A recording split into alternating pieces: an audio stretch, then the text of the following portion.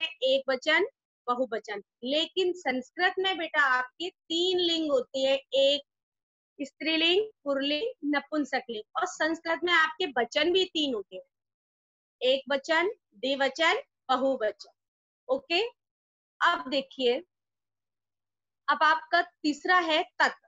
तत् यानी वह, ये आपका नपुंसक लिंग है। मान लो कोई चीज रखी हुई है, एक वचन है वो चीज, कोई भी, जैसे टेबल है, कुर्सी है। नपुंसक लिंग वो होते हैं जो ना पुरुष होते हैं ना स्त्री होते हैं। जैसे कोई वस्तु है वो आपका नपुंसक लिंग में आएगा, टेबल है, चेयर है, ये आपका नपुंसक लिंग में आएगा। जैसे एतत्, एतत् का मतलब होता है यह है। किम, किम का मतलब होता है क्या, क्या यानी कौन। यानी द्विवचन में आपके लिए जैसे नपुंसक लिंग चीज है, तो उसके लिए जब हम क्वेश्चन बनाएंगे, नपुंसक लिंग में जब हम क्वेश्चन बनाएंगे उस चीज का, तो वो किम आएगा। अस्मत् यानी में, अस्मत् यानी बहुवचन में आएगा नपुंसक लिंग के लिए।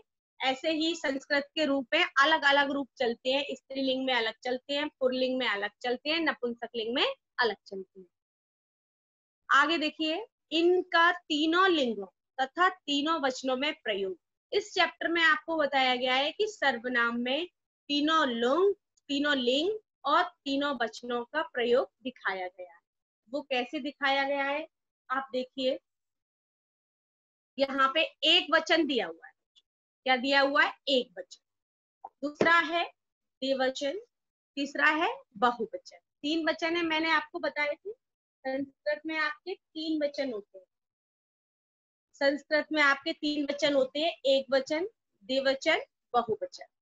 जैसे सह अश्व, सह अश्व का मतलब होता है, सह का मतलब वह, अश्व का मतलब घोड़ा। तो इसको हम हिंदी में अनुवाद करेंगे तो वह घोड़ा हो गया।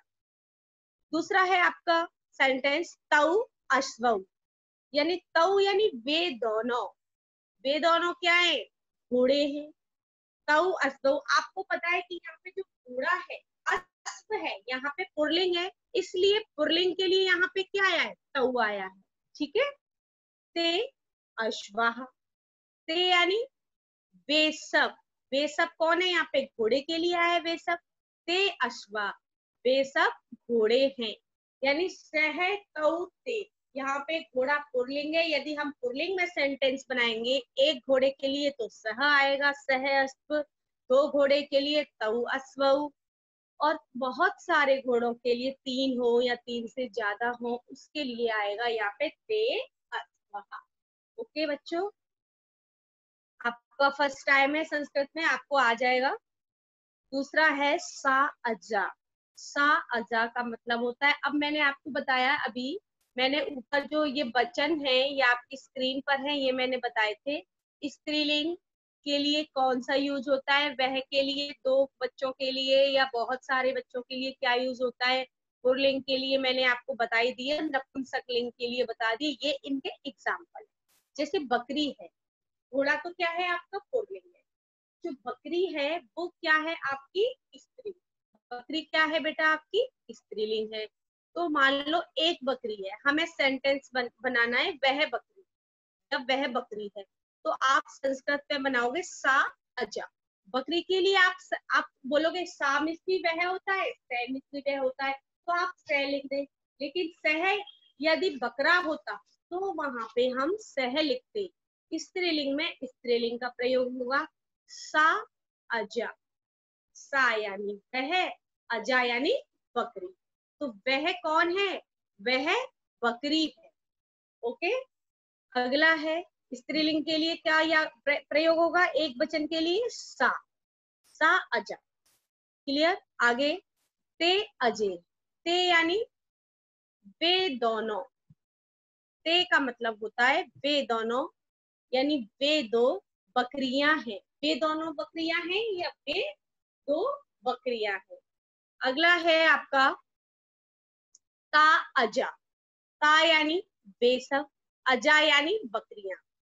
ता अजा, वे सब बकरियां हैं। अब है सिंगल, आप लेट आए हो, कल से आपको एडमिट नहीं करूंगी जो बच्चा टाइम से नहीं आएगा। ता अजा, वे सब बकरियां हैं। ता यानी वे सब बहुत सारी बकरियां हैं। ता हमारा बहुवचन हो गया। ता का मतलब बहुवचन। ता ता ते ता। स्त्रीलिंग में इसके रूप चलते हैं सा ते ता। एक वचन के लिए आपका सा आ गया, द्विवचन के लिए आपका ते आ गया और बहुवचन के लिए आपका ता आ गया। क्लियर? ये हो गया। इसके बाद है आपका तत्पुष्पम। तत् यानी वह।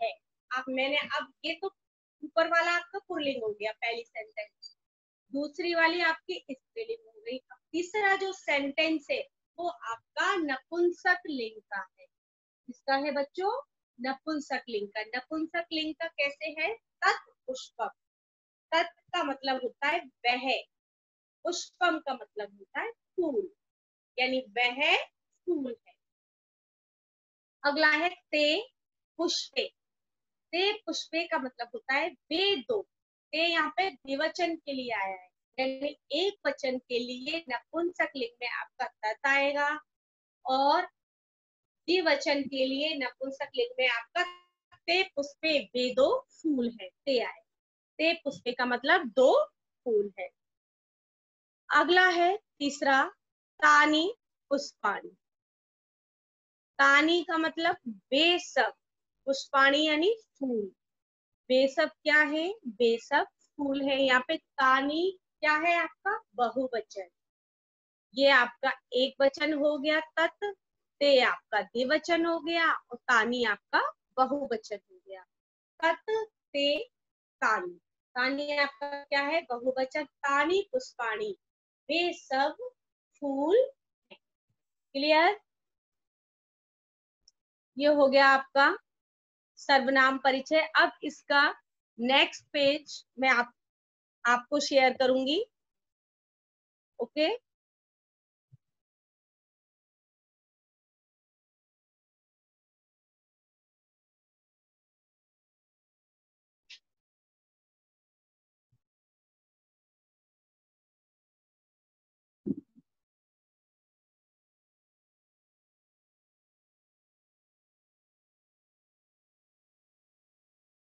ये आपका सेकंड पेज हो गया। एक सेकंड, वही खुल गया, दोबारा से शेयर करती हूँ।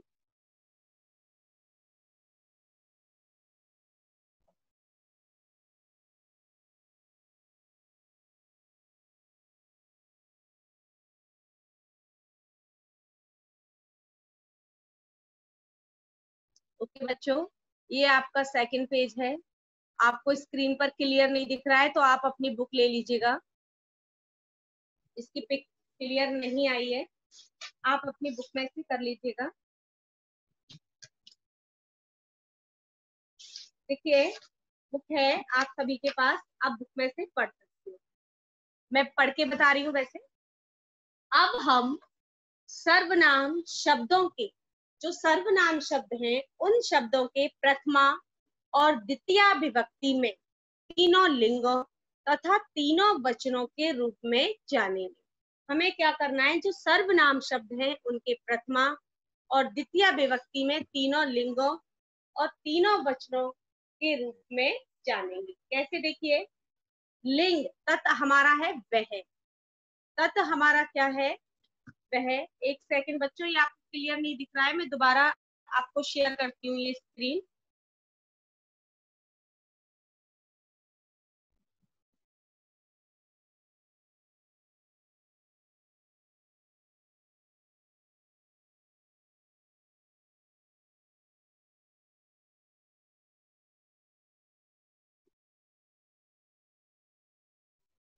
एक सेकंड,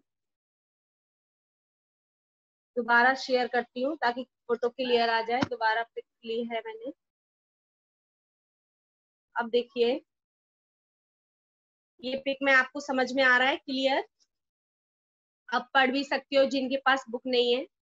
देखिए, हम अब हम सर्वनाम शब्दों के प्रथमा और द्वितीय विभक्ति में तीनों लिंगों तथा तीनों वचनों के रूप जानेंगे। यानी सर्वनाम जितने भी शब्द हैं उनके प्रथमा, द्वितीय और तृतीय विभक्ति में तीनों लिंग, पुल्लिंग, स्त्रीलिंग, नपुंसकलिंग और तीनों वचन, एक वचन, द्विवचन बहुवचन, उनके लिंग आप जानेंगे। कैसे जानेंगे? अब देखिए ध्यान से। तत् का वह सर्वनाम है। तत् आपका क्या है? वह सर्वनाम। वह सर्वनाम के रूप में सह, सह यानी वह, तौ यानी वे दो, ते यानी वे सब, ये तत् के रूप में। संस्कृत में हर शब्द के अलग अलग रूप चलते हैं बच्चों।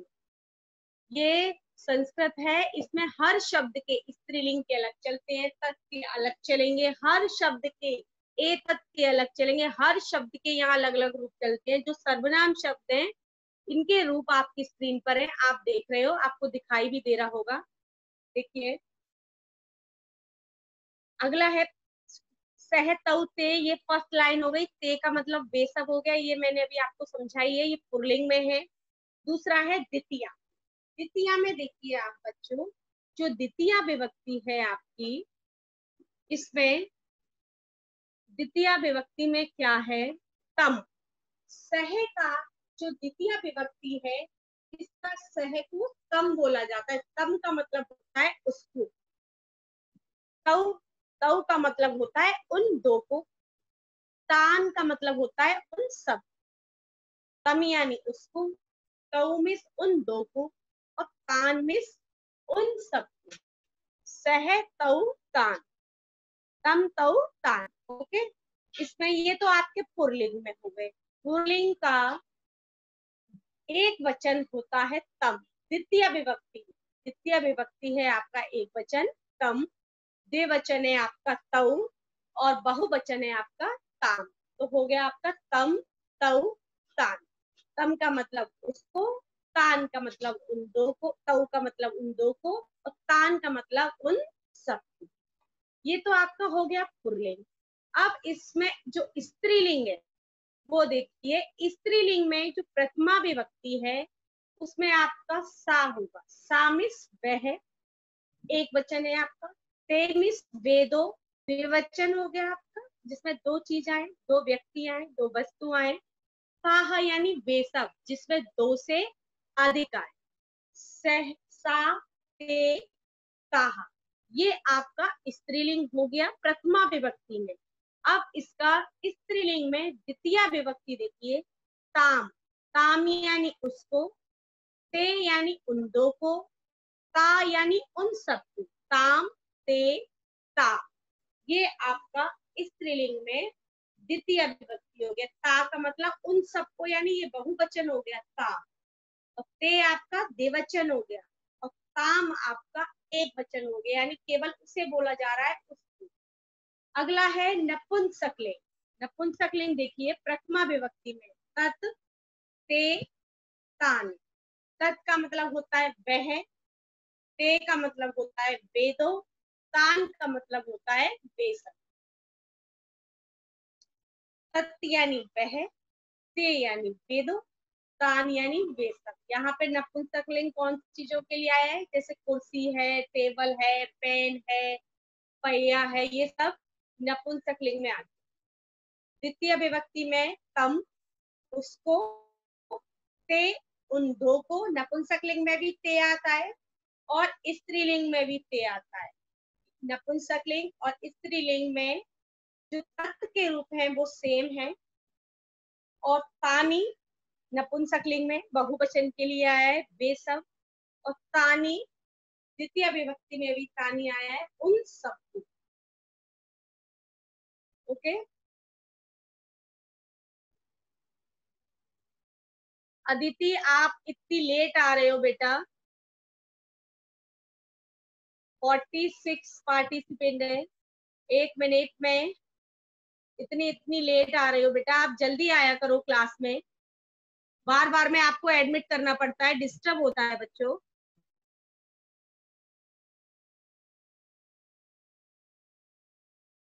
आगे देखिए, नेक्स्ट है, ये तो आपकी हो गए तत्, तत् सर्वनाम के हो गए। आगे देखिए एतत्। एतत् वह सर्वनाम। एतत् का मतलब क्या होता है? वह। देखिए, अब देखिए आपकी बुक में सब अच्छी ध्यान से, तत् का मतलब भी वह होता है, और एतत् का मतलब भी वह होता है।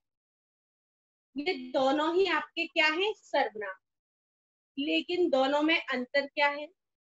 तत् आपका नपुंसकलिंग में भी है, नपुंसकलिंग में यूज होता है, और सह आपका पुल्लिंग में होता है, और सा आपका स्त्रीलिंग में होता है। ये इनमें अंतर।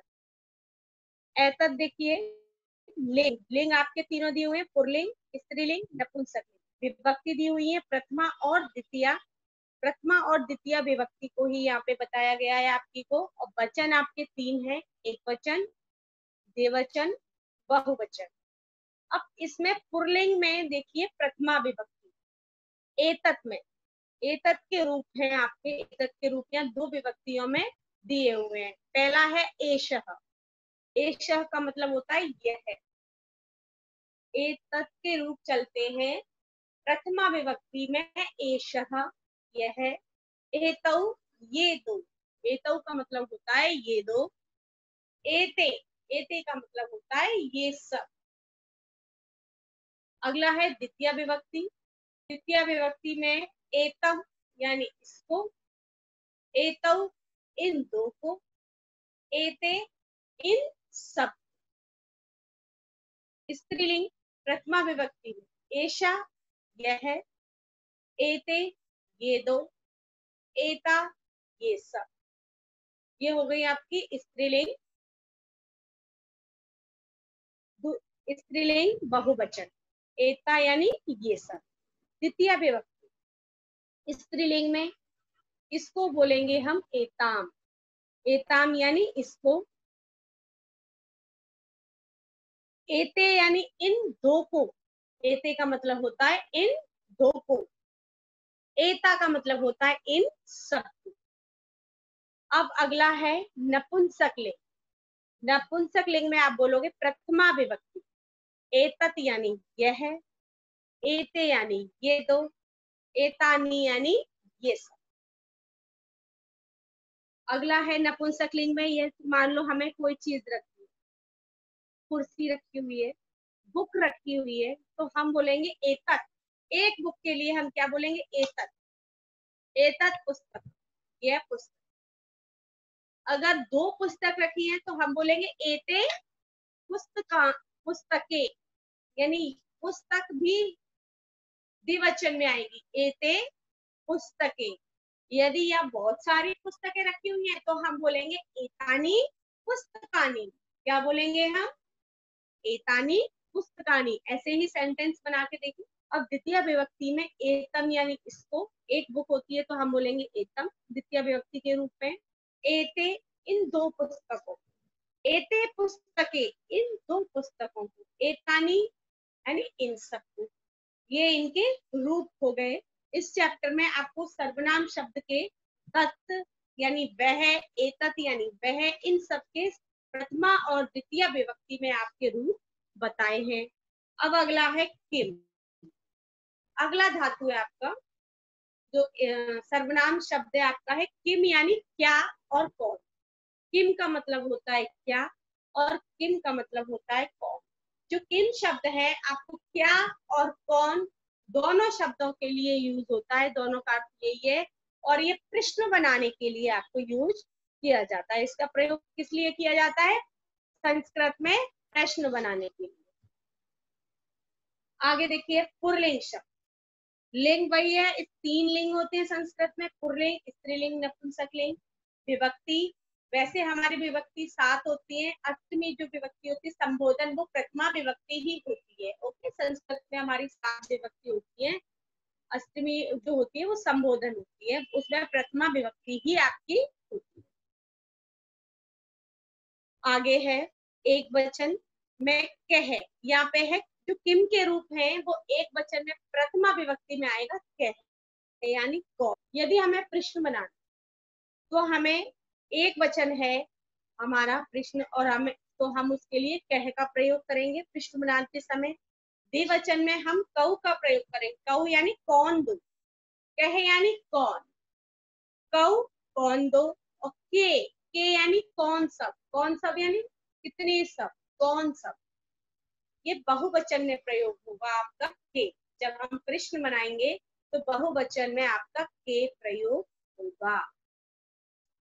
आगे द्वितीय विभक्ति देखिए, कम यानी किसको, कम का मतलब होता है किसको, द्वितीय विभक्ति में। कौ यानी किन दो को, कौ का मतलब होता है किन दो को। और कान, कान का मतलब होता है किन सबको, कान का मतलब क्या होता है, किन सबको। ये आपका बहुवचन है। जब बहुवचन में हम प्रश्न बनाएंगे तो कान आएगा, और द्विवचन में आएगा तो कौ आएगा। अगला है स्त्रीलिंग। अब स्त्रीलिंग में देखिए, का यानी कौन। स्त्रीलिंग में कौन को हम बोलते हैं, यदि एक वचन स्त्रीलिंग है तो हमें कौन लिखना है तो हम वहां पे लिखेंगे का। अगर द्विवचन स्त्रीलिंग है तो वहां पे लिखेंगे, हम दो स्त्रियां है उसके लिए प्रश्न बनाना है तो हम लिखेंगे के। अगर बहुवचन है तो उसके लिए लिखेंगे हम का यानी कौन सब। अगला है द्वितीय विभक्ति, काम यानी किसको, के यानी किन दो, का यानी किन सब। अगला है नपुंसक लिंग। नपुंसक लिंग देखिए, प्रथमा विभक्ति में किम यानी क्या। नपुंसक लिंग मैंने बताया आपको, किम। नपुंसक लिंग में हम जब प्रश्न बनाएंगे तो किम का प्रयोग होगा, के। द्विवचन में के का प्रयोग हुआ, के यानी क्या दो। कहानी यानी क्या सब, नपुंसक लिंग में होगा। बहुत सारी चीजों के लिए जब प्रश्न बनाते हैं तो हम बहुवचन में तो वो कहानी आए। द्वितीय विभक्ति में देखिए, किम यानी किसको, के यानी किन दो को, कहानी यानी किन सबको। ये आपका नपुंसक लिंग है, यानी किम के कहानी, किम के कहानी। नपुंसक लिंग में प्रथमा विभक्ति और द्वितीय विभक्ति के रूप एक समान है, किम के कहानी, किम के कहानी। ओके, बस ये चैप्टर थोड़ा सा रह गया है, अस्मत् शब्द और रह गए, ये मैं आपको अभी नेक्स्ट पेज शेयर करती हूँ। उसके बाद ये चैप्टर हमारा कंप्लीट हो जाएगा, फिर कल इसकी एक्सरसाइज कराऊंगी, उसके बाद ये चैप्टर आपका फिनिश हो जाएगा। मैं इसका नेक्स्ट पेज आपको शेयर करती हूँ।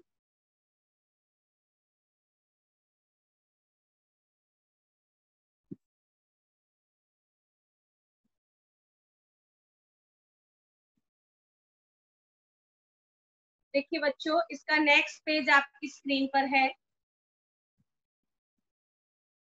अस्मद में मैं थोड़ा जूम कर देती हूँ, आपको अच्छे से देखिएगा। वैसे आप सबके पास बुक है, बुक में देखिएगा और मेरी आवाज सुनिएगा। अस्मद में सर्वनाम सभी लिंगों में समान होती है। जो अस्मद शब्द है, अस्मद का अर्थ होता है मैं। अस्मद जो होता है वो मैं सर्वनाम के लिए प्रयोग होता है। तो अस्मद जो सर्वनाम है वो सभी लिंग, कोई सा भी लिंग हो, पुल्लिंग हो, स्त्रीलिंग हो या नपुंसक लिंग हो, वो सभी लिंगों में समान प्रयोग होता है। उसके रूप देखिए, विभक्ति, प्रथमा विभक्ति द्वितीय विभक्ति दोनों में रूप है, एक वचन, द्विवचन, बहुवचन। प्रथमा विभक्ति एक वचन में अस्मत् शब्द के रूप देखिए, अहम, आवाम, वयम। अगर नपुंसक लिंग है तो भी यही प्रयोग होगा, अहम, आवाम, वयम। यदि पुल्लिंग है तो भी यही प्रयोग होगा, स्त्रीलिंग है तो भी यही प्रयोग होगा, अस्मत् के रूप। अस्मत् के रूप सभी लिंगों में समान चलते हैं। अब इसकी द्वितीय पहली है, अहम यानी मैं, आवाम यानी हम दो, वयम यानी हम सब। प्रथमा विभक्ति हो गई। द्वितीय विभक्ति है इसकी, माम यानी मुझको, आवाम यानी हम दो को, अस्मान यानी हम सब। ये अस्मत् के रूप हो गए। अब है आपका, अस्मत् का मतलब होता है मैं। आपको याद होना चाहिए अस्मत् का मतलब क्या होता है, मैं। मैंने जो अभी पढ़ाया, आपको समझाया, तो सारा आप ध्यान से सुनना और अपने आप भी रीड करना है आपको, ताकि आपको जो है वो याद हो जाए। अगला है युष्मत। युष्मत का अर्थ होता है तुम। युष्मत का अर्थ क्या होता है बच्चों, तुम, सर्वनाम। अस्मत् का अर्थ होता है मैं सर्वनाम, मैं के लिए प्रयुक्त होता है। युष्मत का अर्थ होता है तुम सर्वनाम, तुम के लिए प्रयुक्त होता है। और ये भी अस्मद और युष्मत सभी लिंगों में समान होता है। अस्मद और युष्मत क्या होता है, जितने भी लिंग है उन सभी में ये समान होता है। प्रथमा विभक्ति देखिए इसकी, द्वितीया,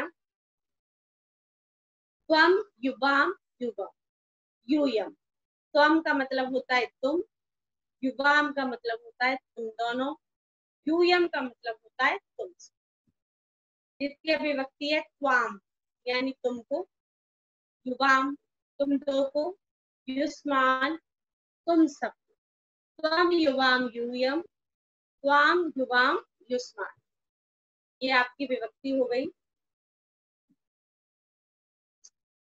द्वितीय विभक्ति हो गई, त्वाम का मतलब तुमको, युवाम का मतलब तुम दो को, और तुम सबके लिए यूज होता है युष्मान। द्वितीय विभक्ति में ये चैप्टर आपका कंप्लीट होता है बच्चों, और हमारा टाइम भी कंप्लीट होता है। 9-10 हो गए, टाइम हो गया, मीटिंग एंड होने वाली है। अब इसके क्वेश्चन आंसर हैं बच्चों, वो मैं आपको कल बताऊंगी तीनों के, और कल इस चैप्टर की आपसे रीडिंग भी करवाऊंगी। ओके, टाइम ओवर हो गया, मैं मीटिंग एंड करती हूँ।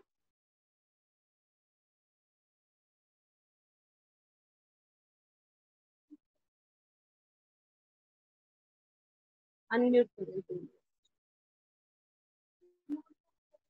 हो जाए।